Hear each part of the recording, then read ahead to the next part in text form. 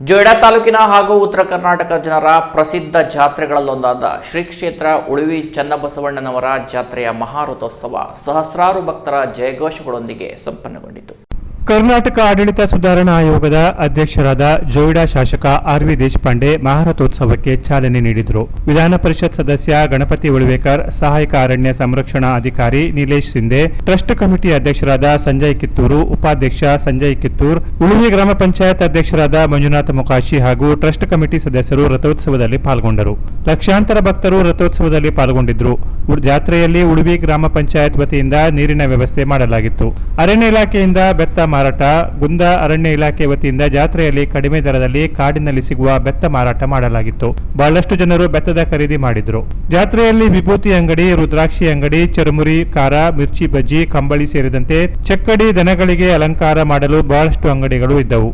ಇಕ್ಕಟ್ಟಿನ ರಸ್ತೆಗಳಾಗಿದ್ದರಿಂದ ಕೆಲಕಾಲ traffic jam ಉಂಟಾಯಿತು. Traffic jam ಸರಿಪಡಿಸಲು ಪೊಲೀಸರು ಹೊರಸಾಹಸ ಪಟ್ಟಿದ್ದು ಕಂಡುಬಂದಿತು.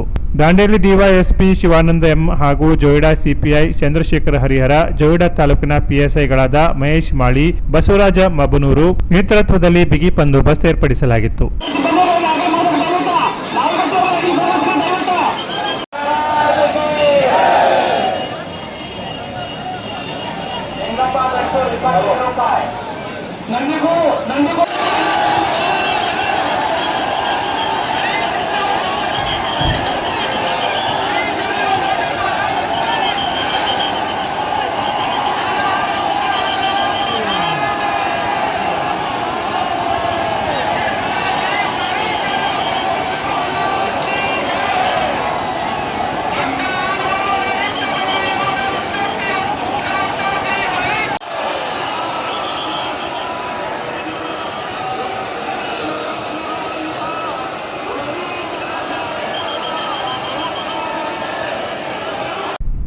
Canara plus news, Joida.